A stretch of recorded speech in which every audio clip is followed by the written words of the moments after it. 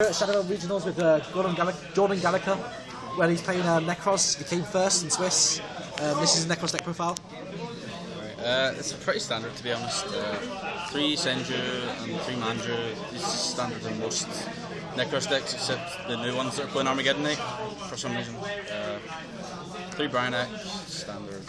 3 Unicorn, it's also standard. I chose to play 3 Valk because it's the best card in the mirror match, and you actually run out of them really quickly, and the second you run out of them is when you start to lose, because you can't take damage until these are all gone, and you have 6 of them with 3 Unicorn. 2 Colossalas, because games drag on so long sometimes that you actually need the second a lot. In my situation, like most people play 1, but the second one comes in handy because I seem to draw Senju a lot, and yeah, you can't search spells with Senju, so you need that. Trishula and Gungnir is standard 1-offs. I'm not playing Decisive Armor because that card's a brick. It's just really bad to draw, and it's not even that good on the field, to be honest. Its effect, it just contributes to a few decays that actually never come up.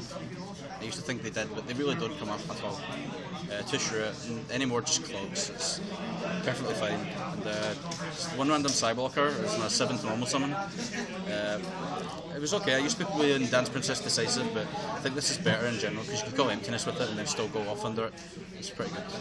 I didn't actually see it a lot, to be honest.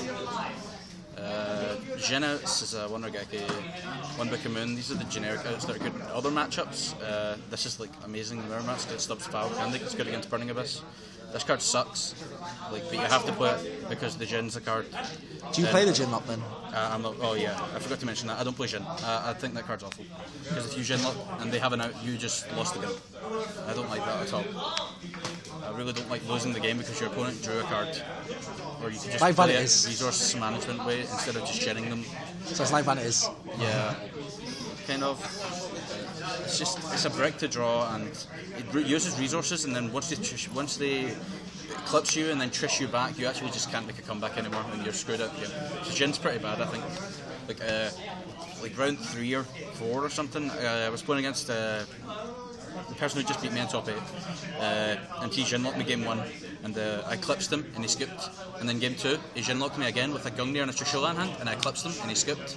So it was like the fastest Nekroz mirror match of all time. It's why one of the main reasons why I do not want to play Jin at all. 2 MST, 3 is really bad in the mirror match.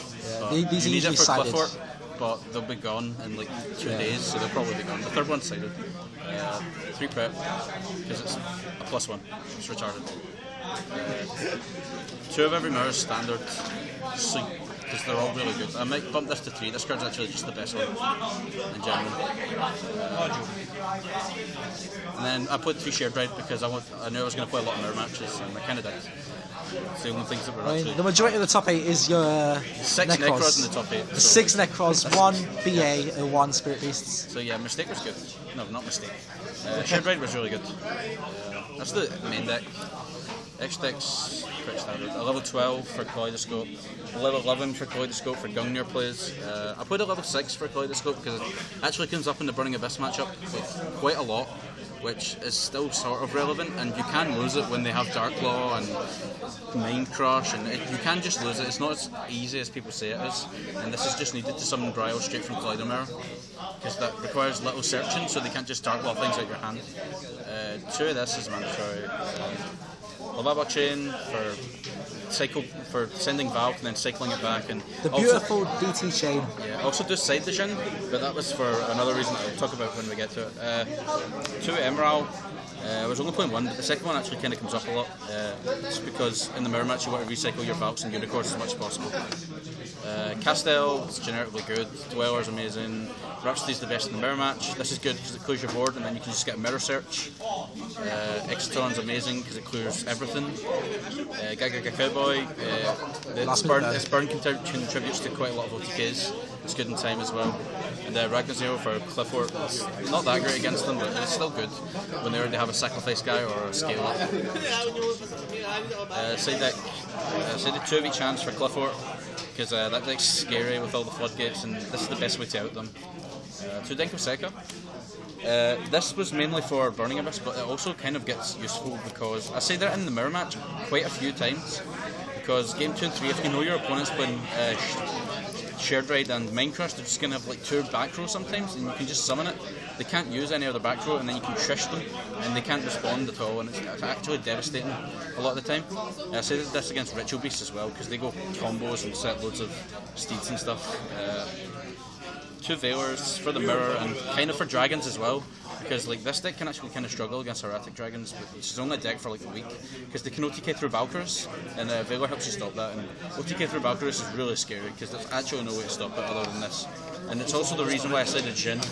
I sided this for dragons as well, because they actually can't do anything while it's up in heretics. If you Jhin lock them, they have to draw, like, if they have to main quite a lot of Jhin outs to like, be scared of it, and if you tell your opponent that you're not playing Jhin in game 1 and then you put it in game 2, they're not going to expect it, and it can just shut dragons out of the game. I sided this against the Infernoids, like Red 2 as well, because they just shut them out of the game. It's good against some rogue stuff as well.